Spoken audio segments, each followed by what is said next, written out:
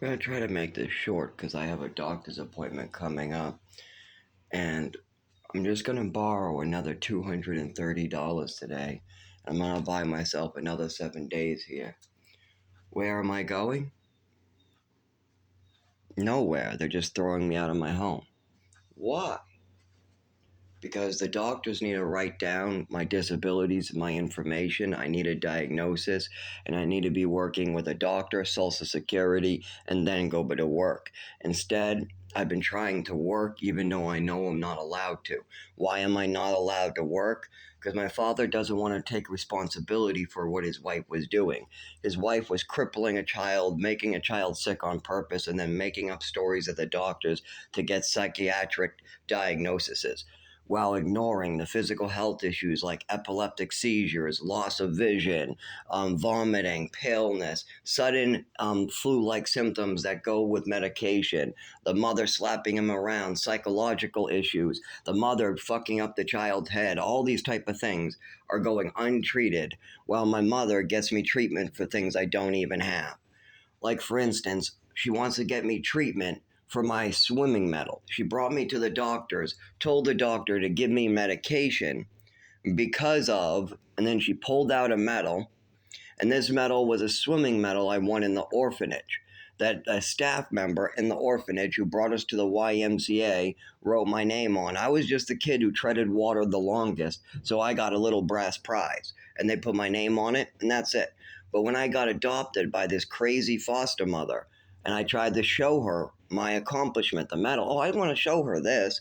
And she hasn't seen it before because it was in my Legos. What did she do? She makes up a bunch of illnesses. I must be kleptomaniac. I go around stealing black kids' medals because she had a black foster kid and he's athletic, so it must be his. And oh, also, I make up stories and I must be making up lies to the doctors. I like to fantasize at the doctors, my mother says, because that's not my medal, my mother says. Then my mother looks at the back of the medal and sees my old last name on it, ZG. Now that would probably tell a parent, oh, I just adopted a brand new child. I've only had him for a year, maybe 2 years max. He just brought all his stuff from the orphanage, just came to my home. And now Zach is showing me a swimming medal that he said he won in the orphanage. And look, his old last name is on it. So maybe he won this medal without me around. But instead of making that conclusion, my mother goes, oh, your old initials are on this? You need to be medicated. You have attachment disorder and you're out to get your mother. Yes, you're trying to burn us alive and you're writing your name on things. I'm going to get you medicated at the doctor. So then 2 weeks later, we're at the doctor's. I'm crying my eyes out. Give me my medal back, please. I won that in the orphanage. Give me my medal. Shut up, Zach. No, you didn't. Stop lying to me. You're punished an extra week for lying to me. Yes, you're punished an extra week. You tell me one more time that you won that medal and you're going to get another month and I'm going to backslap you. I'll throw all your toys away again. I'll throw them all away. I'll empty your complete room. And so I'm crying, I'm like 6 years old, whatever, crying. Remember, my mother's drugging me and slipping me pills too. So I'm 1 minute I'm passed out drooling. The next minute, these are not ones I'm prescribed. My mother's slipping me pills that I'm not prescribed to try to slow me down. And I even had an overdose, and the doctors and teachers were worried. That's why my mother decided Texas was a great move because then she could stop any help from coming when it was needed. Instead, all we got as far as knowing there was a sudden change in my body. I was having problems walking, talking, moving my body, and this was a sudden change that the teachers noticed overnight. 1 minute I'm walking and talking and writing my name like a normal kid. I'm living my life. I'm in foster care. I get adopted. Oh, now all of a sudden my name is dropping 3 lines down. My hand can't stay straight. When I try to write my name, it's suddenly different. When I'm walking down the hallway, I have like this numb looking penguin walk to it, and this has been going on for 25 years straight. It's never gone away.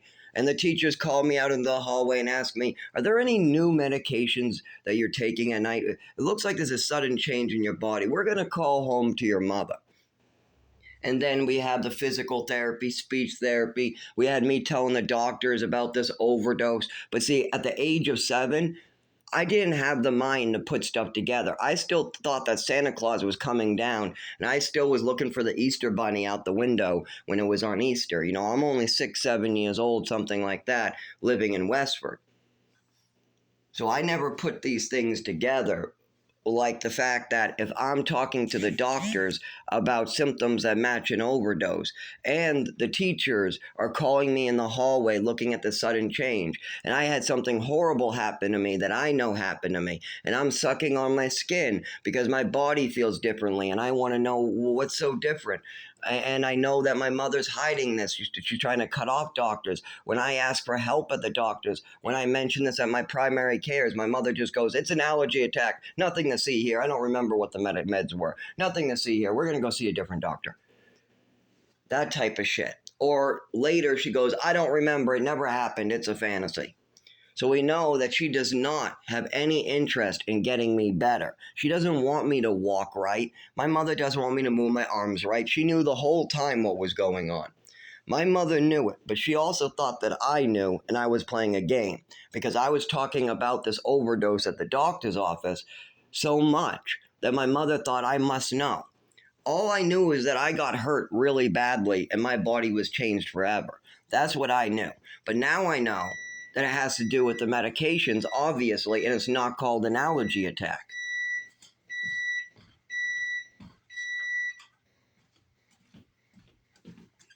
But it doesn't matter unless I'm able to get medical treatment. And here's the problem. The rest of the world, they're not afraid they're going to die and get killed when they go to the emergency room or the doctors. Think to yourself for 1 minute.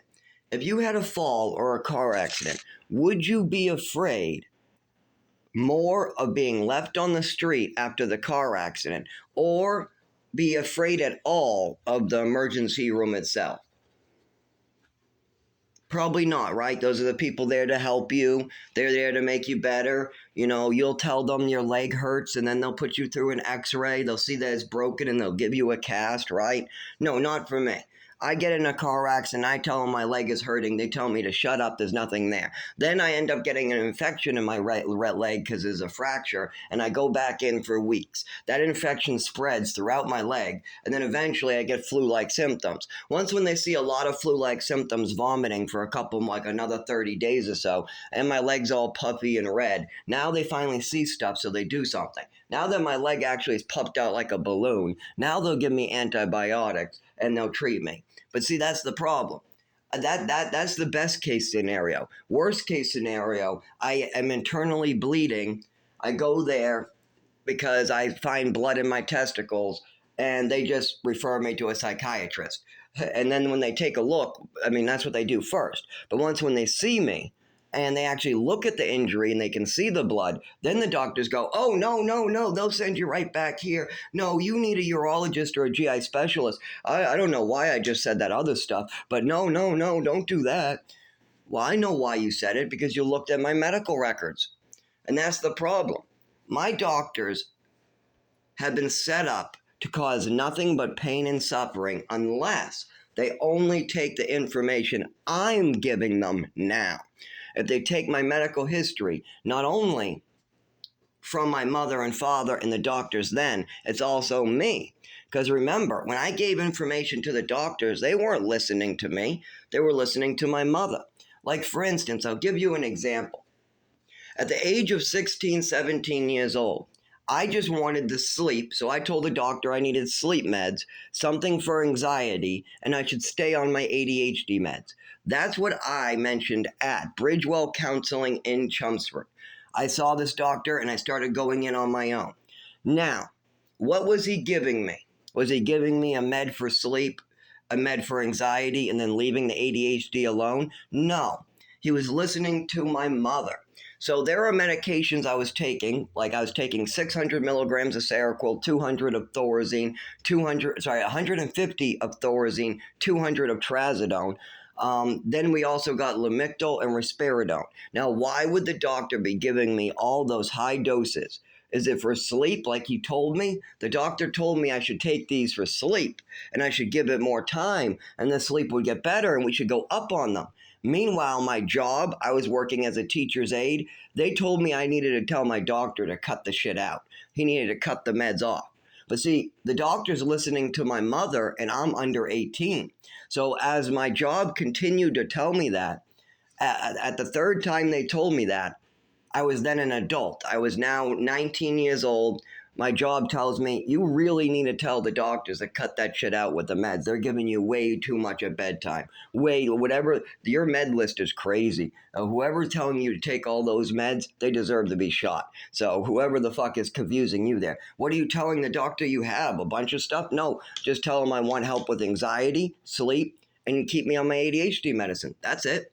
Well, I find out later that my mother's saying, I want more meds. He needs mood stabilizers. I think he's schizophrenic. I think he's bipolar. He has depression. He has this. He has that. Give him more meds. He has this. I'm afraid he's going to burn us alive. Yes, yes, yes. Oh, he's going to do something. Yes, give him more meds. Give him more meds. He's going to do something. Give him more meds. He's going to do something. Give him more meds. Did I ever do it? Did I ever smack my mother silly for her bullshit? No. Did I ever beat her? No. Did I ever light them on fire? No. Did I ever destroy any of my parents' property with fire? Or did I ever burn anything that belonged to my parents at any time in my life? No. The only things I've ever burned were my things, like my race car that was on my bureau. I burnt a slime that's nobody's out back. And then there was watching the other neighbor in Texas do crazy shit out the window, and then watching him in person. So there's nothing of me burning their property. I never did anything. I never hit them. I never stabbed them. The worst I ever did is I would say, Mother, stop acting like a bitch so crazy. Stop hurting me. Stop hurting me. Stop acting crazy. Stop coming into a room, dragging me into another room and smacking me around with the sharp corner of a metal ruler just to send a message to your older son who's 50. Stop this shit. That's all I ever did. And then my mother would say, he's going to get us. He's going to get us. He burnt the slug outside, so he's homicidal. Oh, my God.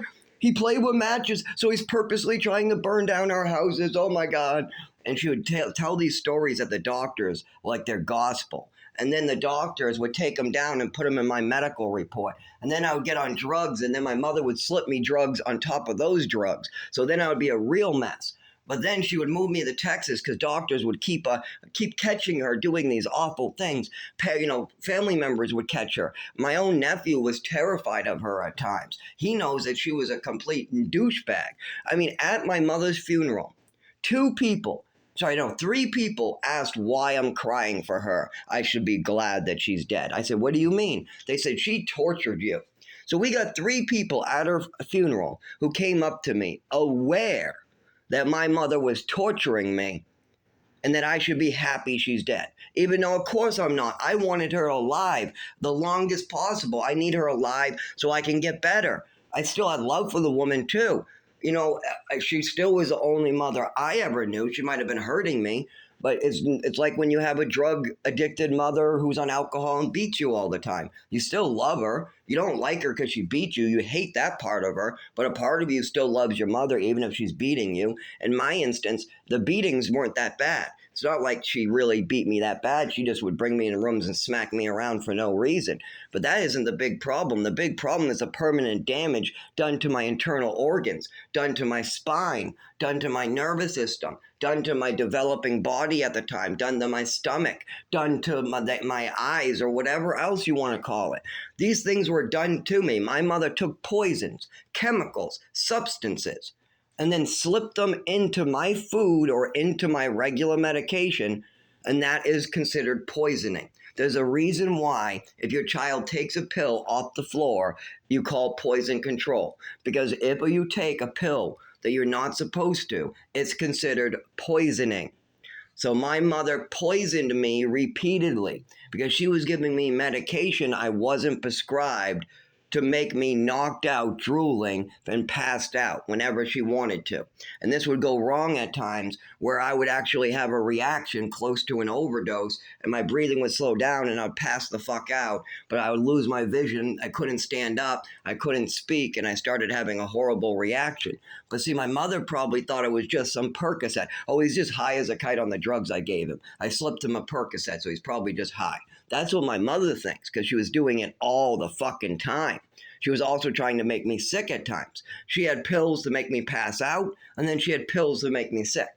She did both. She had pills when she wanted me to look sick. She would give me pills with my medication that would make me instantly sick, vomit, pale, white, have just weird feelings all over my body. I think she was giving me her womanly meds and something that would make me super nauseous. Some mix up like that. She also tried to sneak them into a cookie at one of her friend's house. She brought me on a play date and she put meds into a cookie and then told the other kid he couldn't take the one on the left. I mean, why can't the kid, why is there only 2 cookies? Why did you only bake 2? And why is one for me and one for him? Why does it know? They're both the same. They're both the same cookie, right? No, one has meds in it. That's the difference. So these things, these weird things that my mother was doing, some of them were blatant, like how she gave me extra Epica as a punishment. She admitted to that. She bragged that there's plenty of witnesses. You know, my mother admitted it to my sister, to me. She admitted it in front of my father multiple times. And my father will say, that never happened. Actually, Dad, she admitted it to you on at least 3 separate occasions that she didn't think there was any problem with giving extra medications to a child as a punishment. She had no problem with giving me extra Epica, and she admitted to that one. But there's other ones too, lots of them. There's lots of times my mother used medications like she was allowed to play with my body like she was a doctor. She even used to say it. I used to be a nurse and I'm his mother. I'm better than any doctor. I can do, I know, no. She would go into the doctor's office after I've just had an overdose from pills she slipped me. And when I am talking about these horrible things like losing my vision, my breathing slowing down, my body not being able to feel or walk or talk, my whole body being fried. And when I talk about this, the doctor's getting concerned. And this is the first my mother and father have ever talked to a doctor about it. My mother did not want the doctors to know about it. But now they know about it. So the doctor says, Patricia, Mom, what's going on with... And then she looks and goes, well, it's just an allergy attack. It's just, he had an allergy attack to the medications he's on. And then the doctor goes, what medications are those? And my mother goes, I don't remember. I don't know. Then she interrupts the doctor and changes the conversation right away to other medical stuff. Now, this is brought up multiple more times. What happens the next time I bring this up at the doctor's? My mother goes, it was just an allergy attack. Then by the time we start getting the texts, my mother goes, I don't remember. Oh, it never happened. It's a fantasy, stuff like that. But we know it's on the medical chart. We know it happened. We know it's something that I will have memories of for the rest of my life. It's PTSD. It's horrible. It's horrifying. It's horrifying to have an overdose that your mother causes and then have her not even bring you to the doctors. It's horrifying to have her do it over and over and keep drugging you and slipping you pills. I will remember the things she was doing for the rest of my life. And everybody knew I was upset with her, and this is why. I was upset that she was hurting me. I just didn't know what you call it. I didn't know what she was doing. I just knew my mother was doing something evil, something that was hurting. I knew I was getting sick all the time. I knew I had an overdose. I knew I lost my vision. It's not like you go, well, how did you know? Because I took a pill and then I couldn't see out of my fucking eyeballs. That's how I know. My mother stuck out her hand, said, take this. I take it, and then I can't see out of my fucking eyeballs anymore. That's how I knew. How stupid are people? They're like, how do you know your mother did this? Because she stuck out her hand, said, take this. I took it. And then things happened to me right when they kicked in. Like, I can't see out of my eyeballs anymore. My legs don't work anymore. I can't seem to see the TV. And then I go to scream for help, help, help, I can't. And then I can't speak. I'm going, help, help, help. And I'm only mumbling out help. My mother gets on the phone and they tell her to bring me to the emergency room. Great advice. Of course, your kid he's having a reaction. If it's to medication, you need to bring him to the emergency room. Absolutely. But what does my mother say? They don't know what they're talking about. Hangs up on them and then leaves me to sleep it off. I have to sleep off an overdose at the age of about 5 to 7 years old. And then now I'm 32 years old. I have epileptic seizures. I need my doctor to know what's wrong with me, and they're still trying to hide it. They want me killed. They want me murdered. I had to be afraid of my doctor because all these doctors have at the emergency rooms is my mother's and father's medical history on me, not my actual medical history. None of my actual injuries are properly reported in there. Like, for instance, I had 2 layers of stitches put in the back of my heel. Now, that should be on my medical history. I had to get 2 layers of stitches in the emergency room. Now, why? Now, on my medical report, there are 2 versions of this. One, I jumped in a pool and cut the back of my foot open. The back of a fence caught the back of my foot. That's the truth, and that is the version which they should understand. But instead, we have my mother calling behind our backs, telling the doctors that I'm self-harming and I must have done it to myself. So then you have a medical history of I must be doing these injuries to myself. Now, if my mother's telling the doctors that, what's going to happen if I have an epileptic seizure and I crack my head open and nobody finds me to call an ambulance for me for a day, and then I have to get myself there, and by the time I can finally call 911 or take a bus or finally can get to the emergency room, what do you think they're going to do? For one, they're going to think that I'm doing it to myself because that's what my mother and father told them. For two, it's been days. They're going to wonder why I didn't get there because I don't drive. But why don't I drive? Well, they don't know. Nobody knows. Yeah, they do. I told you straight up. See, people pretend like they forget that I'm telling them straight up what's going on.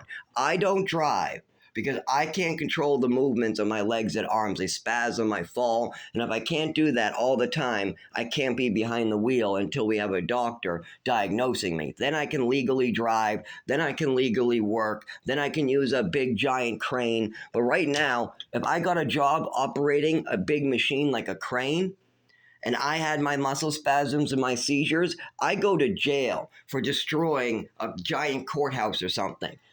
I mean, this is no joke. You need to go to the doctors. You need a diagnosis for it. You need to get on epilepsy medication that actually works. And then you can work your job, drive your car, do what you need to do. But see, I'm 32 years old and I'm still not allowed to get medical treatment. Still today, the doctors don't want to do it because they only got me talking about this. And my family's still trying to hide it. So all I'm allowed to do is get drugs. I'm allowed to get every pill but the pills I need. Yep, that's how they set it up. I can get every drug you imaginable, from Vicodin to Percocet, all the way down to Thorazine and Suboxone and Tramadols and all that. But the epilepsy medication, that's a not controlled substance, getting a doctor to write a diagnosis so I can move on with my life, they don't want that. Why? Because my family has misinformed them for 25 years, trying to make sure that nobody can help me.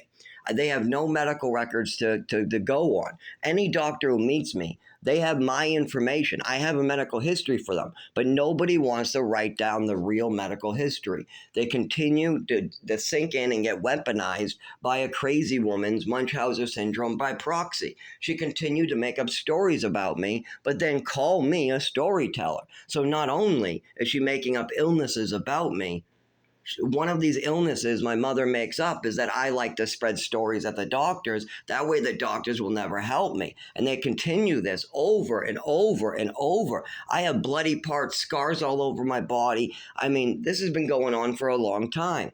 So now I have a job. I run a company. I have my own apartment. Let's say I have a wife. I really have an old man I take care of, but let's say it's a wife with a kid. What are they going to do when this happens? Because it's not like I have to make the choice to go to the doctors. So I went to the doctors. But the doctors say that my father and family are making the choice to withhold the real information and continue doubling down on the fantasies. So as long as my family continues to say that this is not real, and they continue to try to run from their responsibilities, that their wife, Patricia, kept on repeatedly drugging and hurting a child, and then you moved him all around the country, cutting off 4 years of education, then when you came back, you called him stupid, you made up stories about him, as well as you continued destroying his body, his mind, and all different other types of things. The doctors need to know about that so I can get treatment and go back to work and raise my family. But see, they don't want me getting treatment because then this is real. Then they have to take responsibility for their actions. So the doctors only have, it's not real, it's a mental illness, don't help him. It's a fantasy, it's a red herring, don't spend the money helping him. Then this message goes up to the insurance companies, and they won't even pay for observation after a seizure now. I mean, and when I was in Lowell, they did the same thing. I was living in the woods homeless like a bum, wearing shorts on the outside of 2 layers of pants. I would have sweatpants, then a pair of shorts, a blanket wrapped around me while I have seizures and I fall and they find me bloody all over the place. They would find me at least once a month sober with a head injury, unconscious on the side of the road, and they would find me at least once a month drunk on the side of the road. So all the time they were finding me. But so what did they do? They kept me for observation when I was sober, right? No, not unless I told them I was suicidal. If I told them that I was suicidal, if I had to go back to die again of exposure, then they would look into my injuries while I'm in another facility, like a rehab facility. But if I'm sober and I'm not suicidal, they don't look into my epileptic seizures. They just give me a couple stitches on my back of my head and throw me right back out. Or they just chalk it up to, he must have been robbed, when it's actually not a robbery. I found out later. See, what happened was, is I was crossing the road, and then all of a sudden I woke up at the hospital with a big broken face on the back of my head. Actually, it wasn't face, it was back of my head. Well, the hospital asked me what happened. I said, I don't know. I just woke up here. I was crossing. I was watching the lights go by. It's nighttime. I'm at the crosswalk, and I'm just waiting, and then I woke up here. So then the police come in. You need to tell us what happened. You need to tell us what happened. I go, I don't know what happened. I guess I was crossing the road. A car maybe hit me. I don't know. They go, no, something happened. So then they eventually go, we think you were robbed. That's what it was. I go, oh, okay. So anyways, I go back and I find my other shoe, and I find the people who live in the building I was leaving from, because I left the building, took a left. There was a big fight going on among 2 people up there. There was, I guess, a registered sex offender next door. Then there was a guy I knew that was a drug dealer. And then there was a guy I was hanging out with who was a disabled man. Apparently the disabled man, when I left, came out, and then the kid was giving him trouble. Then the pedophile came out, and there was a bunch of arguing up there. So I guess there was some fighting up there, I was told. But then I left way before the fighting. When I was leaving the door downstairs, I think I started to hear some screaming upstairs. But by then, I'm already out of there. I was at the disabled house. I don't care what the punk drug dealer and the pedophile on opposite sides of the disabled guy are doing. I don't care. So anyways, I'm crossing the street, and then I have an epileptic seizure. Because the other person at the window, who was hanging downstairs when I talked to her, she said, oh, I live in that window right there. She goes, do you remember me? I said, no, I don't remember you. She goes, oh, when they were loading you up in the ambulance, I came down. I could see you flopping like a fish on the ground. I said, oh, you saw what happened? She goes, yes. I go, what happened? I go, the doctors told me I was probably robbed with a brick or something. And she goes, no. She goes, nobody took your shoes or robbed you. She goes, you were just standing at the crosswalk, and then all of a sudden you fell to the ground and started shaking like a fish. You made a loud yell, and then on the ground shaking like a fish. I go, oh. Then that matches the epileptic seizure I had later when I was just walking down the side of the road, and that one had lots of witnesses too. The problem is nobody stops their cars or tries to make a report with the hospital. People drive right by you, see you having a seizure, and they just go on with their day. Nobody ever stops their car because somebody's dying on the side of the road. Never. I have seen this with multiple people, not even me. I have seen people drop with cars just going by when you can't even find a phone to call for help. I mean, cars will just keep on driving by like it's nothing. So, and you think that the emergency rooms get those reports? Or no? and they don't really try real hard. There was a whole building of people, but they're not allowed to go door to door, and even if they do, they don't do it in the right way. If they were nice about it, people would help. Like this lady, I hang around that building. I have people that stay in there that are my friends, so I'm always around that. Plus, they got a bar downstairs that sells good pizza. So I get my pizza there. They got a bar downstairs. They got apartments with crappy bed bugs upstairs. You got all these situations. So I asked around after I got out of the hospital, and then the most I got was that I had a seizure. But I mean, I don't usually repeat the witness statements because people are so unreliable.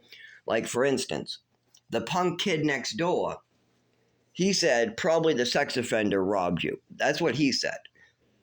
Now, that's obviously just his opinion because he got in a fist fight. Because there was a whole argument fight with the pedophile and the gang member kid. And somehow the guy who's disabled, who I'm visiting, he got involved in it as well. But anyways, when I asked them about it, none of them seemed to know anything about my seizure or my fall outside. They didn't even know I was picked up. They thought I left, and I left for good. They didn't even know anything happened. But the people on the other side, where the windows are facing where I had my injury, one person saw it. She came down that day, and she said it was like I was flopping like a fish. But it didn't mean much to me until you reflect on these things and you add them together. I always thought I got hit by a car. And I was like, I don't know. Well, could have been somebody hitting me with a brick instead? Because that's what the police officer told me in the hospital, is maybe I was robbed. Hit with a board or a brick or something, and then they took your shoes and your wallet. But my wallet was upstairs with that other guy. I left my wallet at his place, apparently, because he brought it to me. So I know I wasn't robbed for my wallet, my money, my cards, everything was still there. And you can trust this guy, so we know my wallet, nothing was missing. And if you know there's still $5 or $6 in there and it's not missing with any cards, then you're good with this guy. So we know my wallet didn't go missing. One of my shoes, they said, went missing, but it really was just flown around the corner a little. So nothing was missing. And what did the witness statement say? We had a lot of arguing and fighting going on in the hallway. That was right after I left, but close enough where people wonder if I was probably a part of it. And then you have somebody in the window saying they saw me flop like a fish on the ground. So that's the evidence we really have to work with. Now, the police officer said they found a wooden board nearby. No blood on it, nothing, not even a dent in the board. But this is why I am going to die in the future. Because when you treat somebody and torture them, you try to purposely make them sick with poison over a 25-year period, while purposely cutting off doctors and trying to get doctors to malpractice him by giving the doctors false information. So that way, when he goes to the doctors for something like shakes or having some internal nervous system issues or pancreatic cancer, or he thinks he has an infection in his lungs, the doctors won't treat him properly. Instead, they'll treat him like he's a hypochondriac. And then if he comes back too many times, they'll start malpracticing him, trying to teach him a lesson not to keep on coming to the emergency room. Because if you keep going to the emergency room, but the emergency room thinks you're playing a game, that's when they start hurting you on purpose, trying to keep you from the emergency room. But if you have something really wrong with you, and if other people are calling for you to go to the emergency room, or you can't go back to work, or you got to go to the doctors and they won't do this, they give you ultimatums, and you have to go to the emergency room all the time. Well, why do I have to go to the emergency room all the time? Why can't my primary care handle it? Because my primary care has been misinformed by my medical records, weaponized by my mother and father's storytelling once again. So when I go to the primary care and I tell them I need something like a referral for a mold, or I need something like that, even when I have to spend 2 years with pounds and pounds of proof, it takes them forever just to give something like a pulmonary referral, or there's so much. Anything a doctor cannot see, you can expect him to screw with me heavily, and I get denied that medical care. If it's not clearly out of control, like if my testicles aren't filled with blood, if my internal bleeding isn't bleeding so much that my body is completely bruised by the blood under my body's skin, if it's not super visible, then the doctors just let it keep going, keep going, keep going, and they malpractice me, causing further injuries. Like if I need a do not lift order because I have a GI injury, but all they see is some swelling and they think, oh, it's probably just gastritis. But it goes on for a year and then they go, oh, it's not gastritis. But at the time when they have that idea of maybe I'm just full of it or some shit, because that's what my mother and father say on my file is I'm just full of it, then they decide they're going to play a game with me. Oh, let's give them a letter that says he's excused from gym class. Oh, yeah, if you're going to act like a child and play games at the hospital, we're going to treat you like a child. We'll give you a letter that says you're excused from gym class. But then I have to lift 16 bags with injuries that hurt, that are extremely painful, that nobody goes to work with except for me, because my mother and father want me to work while injured. That is the life they set up for me. If they didn't want that, then they need to take responsibility right away, because I don't have any other choice. It's not like I either cannot work or when I get injured at work, I can continue working while injured. The only way you can have any other choices is if you have a doctor. If you want to do not lift order, like let's say you don't want to lift at work. Let's say you're injured and you want to work, but you're in a wheelchair or you can't lift. That's a common one. Do you just lift anyways and injure yourself some more? No. You go to the doctors and you get a do not lift order. But see, for me, a do not lift order is a year-long, 5 appointment, $100,000 errand. They bill my insurance for as many appointments just for a letter like that. I'll have to go to the emergency room 3 times, go to the primary care, call. They'll do phone appointments. They'll drain me like their own private piggy bank. And then after all that, they'll write me a letter that says I'm excused from gym class or some bullshit. And then after some more games that they bill me for, then they'll give me a letter that says I cannot lift after I'm now bleeding into my testicles because I lifted 16 fucking bags while injured because my doctors want to play a fucking game. Now, why do these doctors want to play a fucking game? Because they think I'm playing a fucking game. Why do they think that? Because my mother and father told the doctors for over 25 years that anything coming out of my mouth is just some fantasy. It's a game. He's mentally ill. Just listen to his voice. Meanwhile, they destroy my body and cause symptoms, fooling the doctors. And so the doctors before that signed off on this, they were missing information. Like, did my mother tell the doctors how she might have been drugging me and slipping me pills? Did my mother tell the doctors how they cut off 4 years of education? Did my mother tell the doctors how she destroyed my nervous system and my voice, my handwriting, and the way I walked and talked? All that changed suddenly, and I had to go to speech therapy, and then we moved to Texas. Did she tell people this so they understood that something was wrong with my speech at that time at age 7? There was some sudden change in me. Did anybody ever go over that? No, they tried to hide it, causing the doctors today to have more difficulty understanding me. Plus, I'm moved around every 1 to 2 years. This is the longest I've ever been in one spot, and it's because I choose to try to stay in one spot. I'm forced out of town. Eventually, they just want me to live in the woods or keep it moving. Those are the rules if you don't have an apartment. You can keep walking until you drop. That's it. If you say, oh, well, just use a shelter, I'm not allowed to use a shelter unless my doctors give me documentation of my real disabilities, because my real disabilities are apparent to everybody. People see them every day. One of my real disabilities is that as the stimulus in my back gets worse, my speech gets worse. I have like stutters and slurs and impediments that really get bad as the back gets bad. Like if I'm in the cold, don't expect to hold a conversation with me in the cold. I'll just stare at you going, yeah, yeah.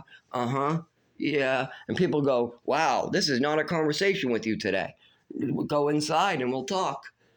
And they're like, what? Go inside and then we'll talk? Yeah. And as a child, I used to get upset. I used to be like, well, I need to go inside. It's too cold out here. And people would say, stop being a wimp. It's not that cold. That's for you. But here, let me give you an overdose, destroy your internal nervous system, and then we'll see what happens to you. Then I can go, oh, it's not too cold out here. Yeah, but I'm on the ground, and an ambulance is picking me up. Yeah, but it's not too cold.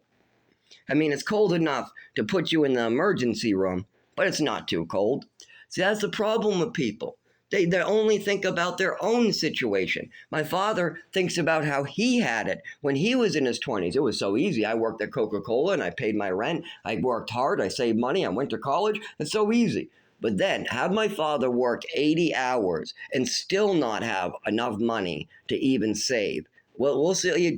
I'd like to see him do that because the one bedroom that my father probably lived in or whoever he stayed with in that house today, if you rented it, would be over $2,000 for sure. The places that my father lived in the 1950s, 1960s, and 1970s, those places today, those one bedrooms, you would have to work anywhere from 60 to 80 hours at a little above minimum wage to make that. If you're working at Coca-Cola, maybe a 40-hour work week if you get a shitty one bedroom, but there is no way that you have extra money. And then I hear another bullshit, like for instance, there's a lot of people that just cannot take responsibility for themselves and they want to take responsibility for other people's accomplishments. Like my father is a good man. When it comes to his other children, he treats them great. When they need something, they get it. When they needed an education, he was there. He didn't let any women hurt them.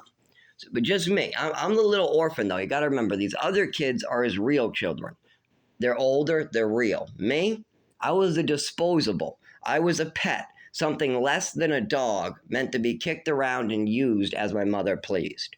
How if my mother wanted to move to Texas, if she wanted to put me in the mountains of New Mexico, if she wanted to slip me pills that aren't prescribed by a doctor, if she wanted to give me extra Epicac like some weird doll, hey, this is the extra Epicac doll. Okay, now drink the extra Epicac. Yeah, don't complain when your organs are failing. You know, shit like that. This crazy bitch is doing stuff like that, like trying to give me extra Epicac because she doesn't like what her child is saying because her child's repeating something he heard from a 23-year-old or whatever age that guy was. You know, these situations my mother doesn't understand, and she doesn't wait long enough to get understanding. She jumps right to fantasies and then does something like gives extra medication to teach me a lesson. My mother was always having to teach me a lesson with pain and suffering. Oh, we got to teach Zach a lesson, so let's give him extra Epicac. Yeah, that's a great punishment, right? That's logical. Give extra medication as a punishment to cause pain so he doesn't do it again. That was my mother's logic when I was 5. Anyways, so yeah, it's a big problem in the future I have too. And that's why I'm writing this down. I'm sending letters. Now, I would like to work on this with my family because my mother was the main person doing it. My father's just doubling down on hurting me and allowing this behavior to continue right in front of him. And then you got my brother and my sister who also were aware of a lot of these behaviors. They knew they took me out of state. They knew when I came back I wasn't right. They knew I was underweight and I was almost dying of underweight. Even the doctor said if I lose any more weight, I might die. We have all these definite signs that abuse is going on, but yet nobody ever stopped her. Instead, they just continued to let her do more and more crazy stuff to me with drugs and rulers or whatever else she came up with on her head. A lot of it was psychological abuse. Stuff meant to really fuck up my head, and then she could come out of the corner going, "We need to get him help. He said something. He repeated something I got him to say. Yes, I fucked him up again." It was like a game for my mother. She would try to fuck up my head and try to get me to say stuff. And then if I do say it, if I do follow her instructions, oh, all of a sudden I'm all confused and I'm getting the spins. Like one time I played with matches. That's it. I wanted to look at the glowy thingy. I just wanted to light the match and look at it. My mother asked me what I was doing. I said, I don't know. She said, yes, you do. You tell me right now. I said, I don't know. I was trying to light the match. She goes, no. You were trying to do something here, weren't you? You tell me right now. And she kept on doing that. Then she goes, well, you were trying to burn down the house. That's what you're trying to do. And I go, what? No, I'm not. She goes, yes, you are. Don't you lie to me. You could have burned down the house. So you are trying to burn down the house. You admit it right this moment. I'm not going to take any more of this stuff from you, Zach. You tell me right this minute that you tried to burn down the house because I know you did. And then I go, I don't know. Yeah, yes, I don't know. And she goes, so you did try to burn down the house. I go, I don't know. She goes, well, was those your matches on the ground? I go, yeah. She goes, and you could have burned down the house. And that means you're trying to burn down the house. Why else would you be playing with matches in here? Then she goes, I'm going to go get your father, and you tell him what you did. And I'm trying to think, what do I tell him I did? I took a book of matches off the table. I mean, I'm confused, but she just told me.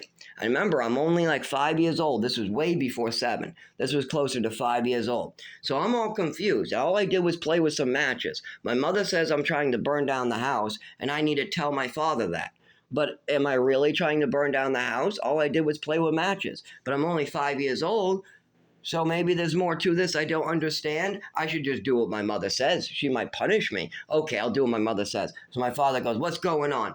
I tried to burn down the house. And that's what I say. And then my mother goes, see, I told you. See, I told you. And see, my mother would do this. She would fuck with my head, try to get a response. If it didn't work, then she would just leave it like, and get mad at me. But if it worked, then she would try to get other people involved and go, look, see, I told you. Look, see, I told you. Like when she gave me a lot of downers, she would try to tell doctors, see, look, he's depressed. But I would be wicked lethargic on pills. Anybody who knows me knows I'm always hyper. I don't get depressed. I only get depressed if I'm about to die in the woods, or somebody's torturing me with actual devices, or somebody wants to rape me and I have to live with them, or shit like that. There are situations where if I know I might be dead in the morning, that's depressing to me. If I know that I am about to freeze to death and the only thing I can do is wait by a tree to die, I'm going to be depressed. If my mother gives me drugs, or if I'm taking drugs, mostly pharmaceuticals that my mother had me on, that causes depression at times too. It took me a while to realize that because I had no parents in my life. See, most kids have parents that read the side effect list, and when it says on 3 medications, suicidal thoughts, depression, this medication could cause this, they would ask their child, after you take this meds, how do you feel? Do you feel tired? Do you feel depressed? And they would start connecting the side effects properly. But instead, I was all confused. But now I know if I take certain pills or certain drugs, I get depressed. A lot of downers do that. Even when I take opiates, sometimes I swear opiates by themselves can cause me a little bit of depression when I'm withdrawing. So downers are a whole chemical story. And my mother had me on chemicals for a lot of my life. I mean, when I left the orphanage, I was fine. I was only on one pill, ADHD, that's it. But by the first couple years in Westford, my mother was calling me in the kitchen for handfuls of pills that she had me on. I've only been like for 2 years maybe I've been living now full time with this mother, and I'm taking full hands of pills that she wants me on now. So keep that in mind. Then in Texas, they weren't going to go along with their fantasies and her bullshit, but my mother started right back up with it anyways. Got me hurt some more. Now I'm 32. And I can't go to my job because the doctors are weaponized. I'm afraid that if I have another seizure, the emergency room will continue malpracticing me, and I'll leave that place worse than ever. Then they might even screw my medical record. And he came again. Yes. He wants to be homeless. Yes, he wants to live in the woods. That's what it is. He wants to freeze to death. It's suicidal behavior. He wants to freeze to death. He wants death by pain and suffering. Yeah, that's what it is. Yeah. Fucking crazy ass bullshit with these doctors. How about we just do what we know works? How about we treat and we diagnose? How about we do that?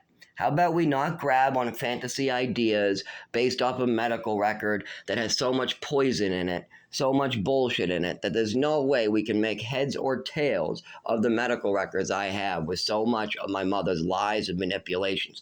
We know that all of it is tainted, all of it. All my medical records are tainted, even the ones coming out of my mouth, all the way up to about 25 years old. Still today, there's a lot I don't know. There's just a lot that I will never know. Like, what drugs was my mother poisoning me with? I will never get to know that. So there are things, but I do know the damage. I know what happened. I was there. I know the witnesses that were there, and I know the records that need to be found. Okay, hopefully you can understand the pain and suffering I'm going through.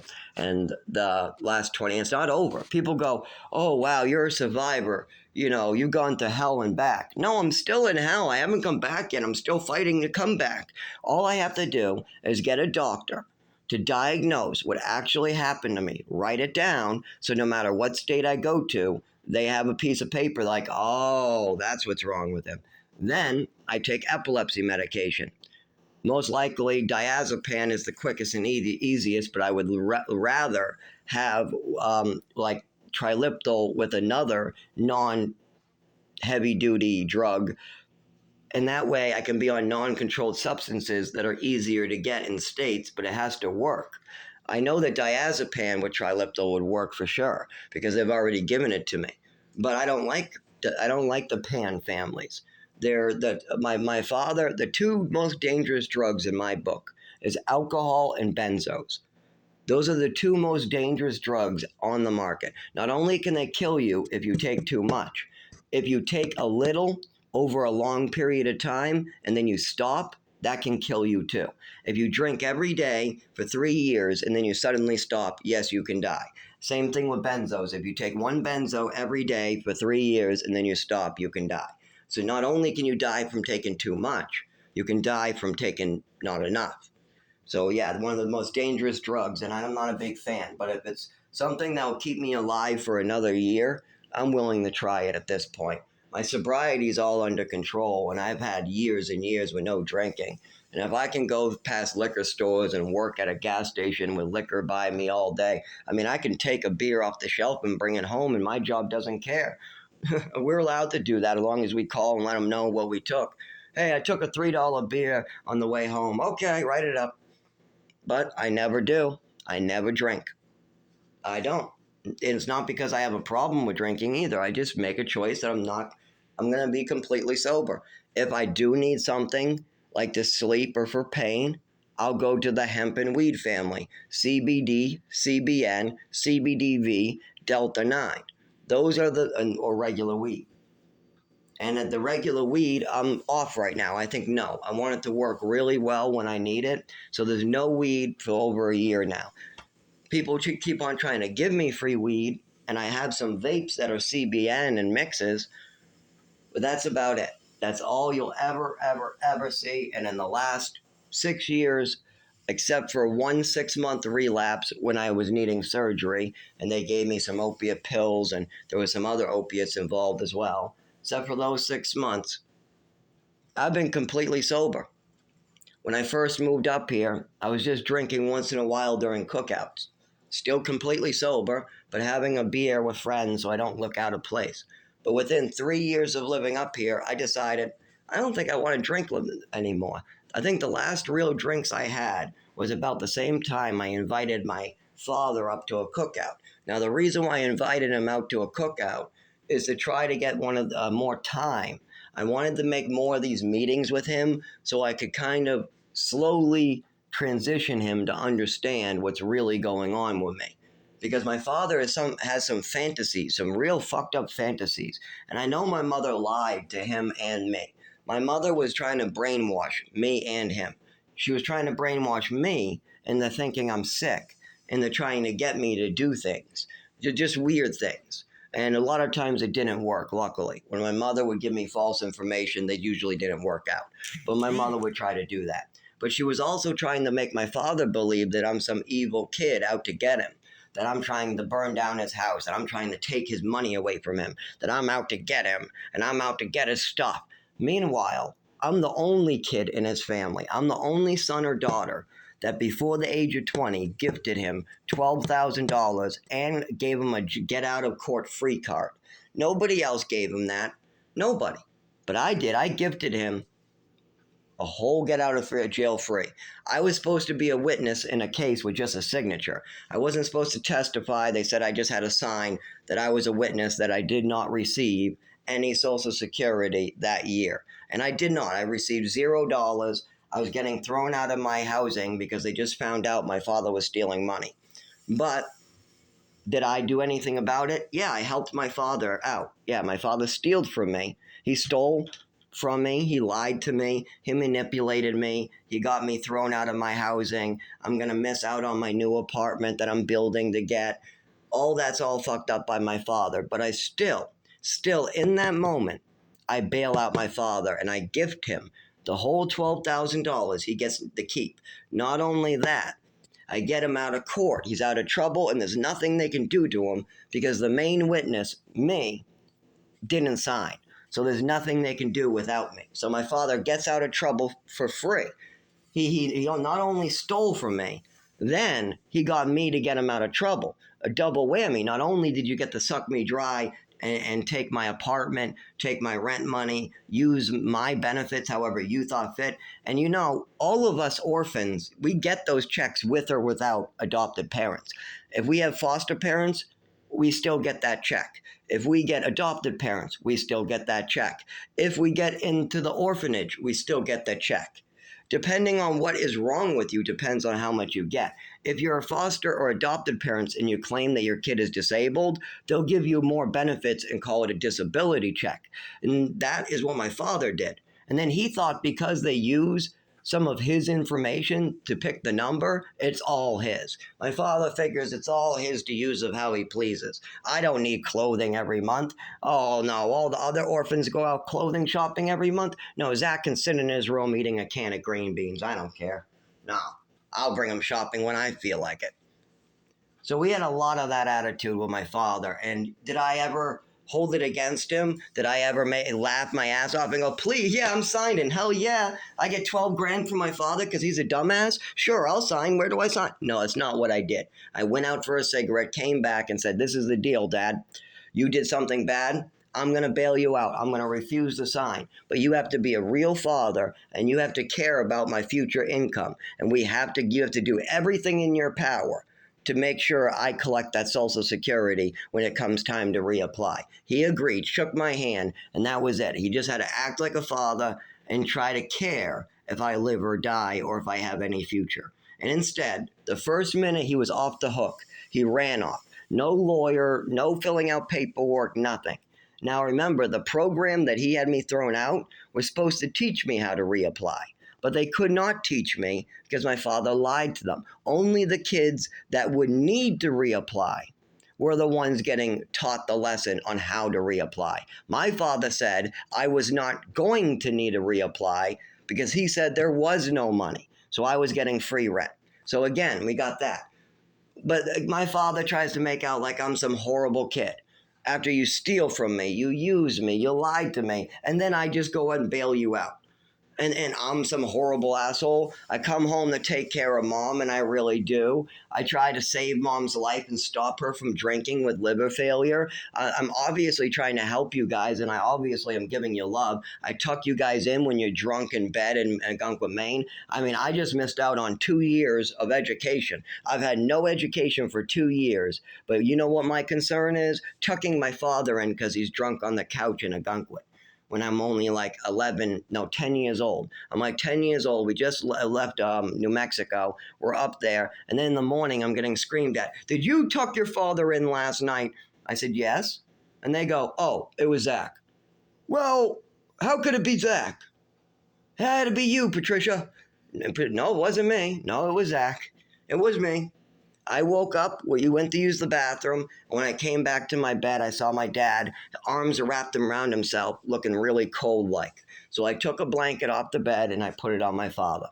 Then I went to check on my mother. She was under the blankets in her bedroom, all set, went back to bed.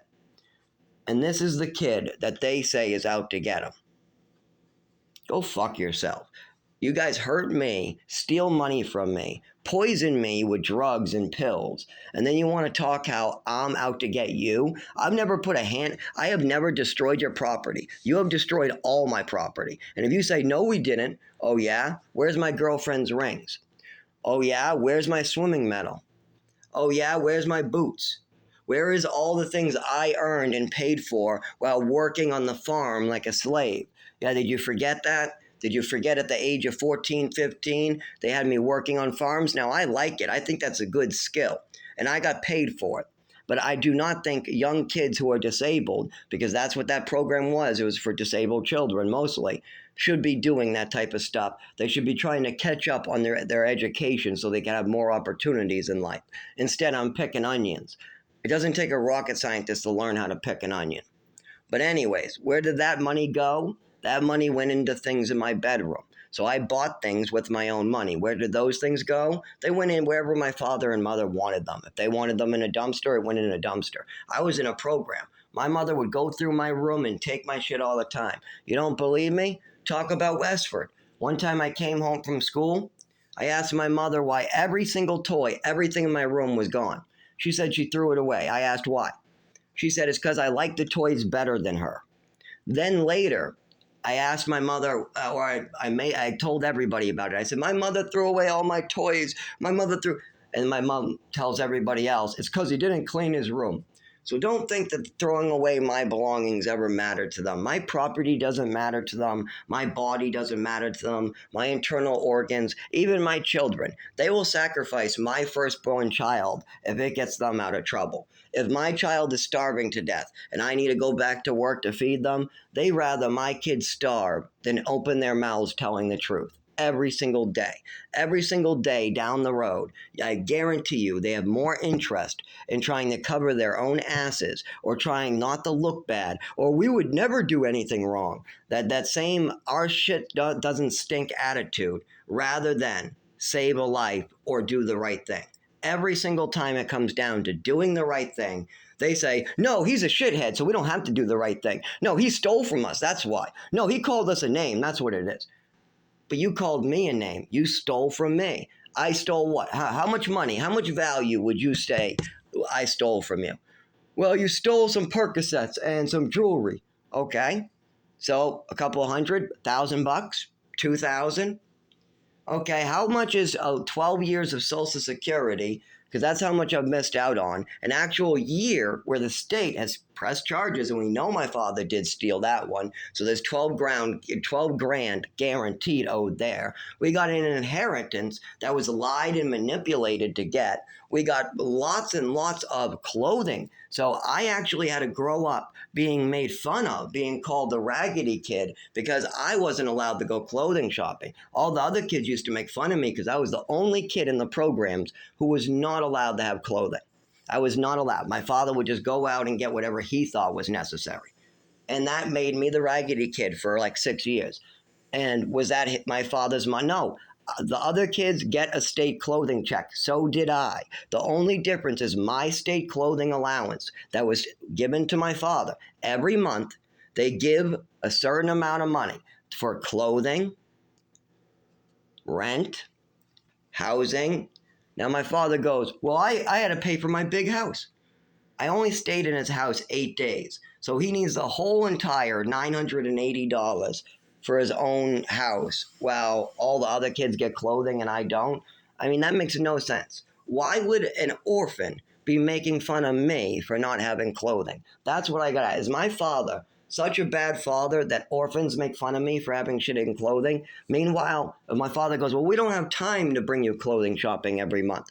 You don't have to. The program was already willing to bring me. They were actually upset because they didn't have staff to hire and hold back with me. They needed you to release some of the clothing money that was meant for me so I could go clothing shopping. That's what they needed. The program needed it. I needed it. Everybody needed that so I could be a normal child.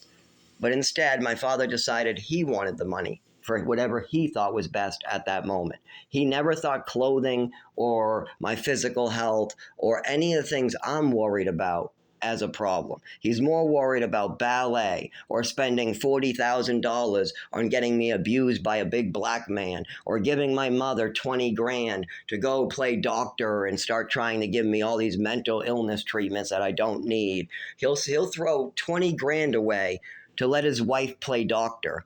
But me wanting to get clothing out of my clothing check? No, fuck that. You kidding? My father wanting me to get clothing with my own money, doing my own clothing shopping so he can stay at home and he doesn't have to do it anymore? No, because that means that he can't have money now anymore. That would be too easy because then, then I would just be spending my own clothing. My clothing would be up to me and I would have an allowance every month. But then my father can't keep it. If he can try to buy it at Costco and BJ's twice a year, like an accountant, he can move the number, carry the 3 to the 2 and move this over here. We'll subtract this. And look, I was able to save $1,000 in the last 4 months. Honey, we can take another vacation. I was able to save $1,000 on Zach's clothing. Okay, and we got him in a program so we can cut out some food here. Okay, we can use this for the rent here, and boom. Yep, we can save some money here. Meanwhile, I'm crying in the program every month and getting called the raggedy kid. And my father's just smiling, going, man, that vacation was great.